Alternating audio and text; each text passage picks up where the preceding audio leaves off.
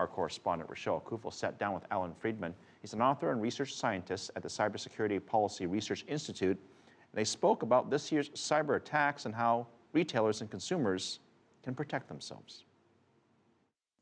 This is a huge challenge for retailers because, as we've learned, very sophisticated companies still get hit. So Target was seen as one of the leaders in protection. They took their job very, very seriously, and they still lost millions of credit cards. It is the responsibility of the retailers to safeguard it, but they can't do it alone. And so you have different actors in this credit card ecosystem need to work together to minimize fraud. It's not just enough to say, let's protect the credit card number. The retailers, for their part, can encourage you to have unique passwords, but of course that's a pain for us.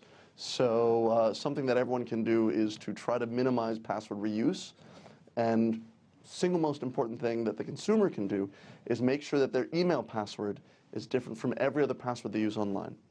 It's because if someone can compromise your email, it makes it easier to take over any other account, whether it's an e-commerce account, a banking account, mortgage, anything like that. Now, you did mention Target, which was one of the higher profile hacking scandals. But compared to last year, since we've had these scandals kind of throughout the year, is there something that retailers have done better this particular season to protect themselves? I think security is getting better every year.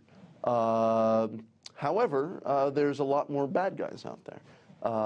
And while we don't need to be alarmist, the front about how defending against online fraud is happening is not actually happening at the retail level. Right? You can't expect perfect security. And in fact, the two biggest breaches, Target and Home Depot, couldn't be further apart. Home Depot had a terrible reputation. They had people with not a lot of experience in key positions. They had poor they had poor esprit de corps in their office, whereas Target had very good reputation all across the board. Both of them were hit. The important thing is to learn from the mistakes. Home Depot was hit with a very similar style attack as Target was. They didn't adapt. And so really, the importance for all these retailers is to have enough people on the team, enough good people, that you can adapt and learn. That's very difficult in this economy. Now, as a consumer, when you see these high-profile hacks, you think, maybe I should avoid this company. But is a company that's already been hacked and is aware of the problem in a better position to protect you than a company that hasn't been hacked? My favorite response to the Target breach was reported there was a woman who had her credit card stolen from a Target, and it was sold a couple of chains down, and a criminal bought it and then used it at a Target. They used her credit card. And she said she wasn't going to shop at Target, not because Target lost the credit card number, but because they accepted the stolen one. So the consumer psychology is a little strange in this case. The most important thing that American consumers know is that we're not liable if someone misuses our credit card. We're not liable if someone misuses our debit cards. So it's up to us to do a little bit of protection to make sure that, gosh, this charge doesn't look familiar, I'm going to challenge it. And that's really the line of defense. The better we are, the more vigilant we are on that front, the more the banks and the merchants will work together to try to stem the use of this. And that's really where, in the policy space, the cutting-edge technology is making sure that it's expensive and hard for consumers to make money with credit cards.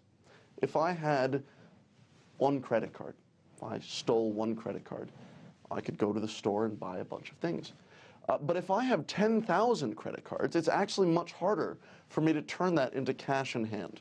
And that's really where, both in policy and technology, the defense against online fraud is. Looking ahead, we're going to see, I think, an accelerated rollout of what's called chip and pin. It's going to be credit cards that are protected by more than the magnetic stripe. We don't realize this because we think it's in magnets. It's on a magnetic stripe in the back of the credit card. We think it's somehow protected. But it turns out a first-year engineering student anywhere can build a device to create a duplicate of any card that has a magnetic stripe.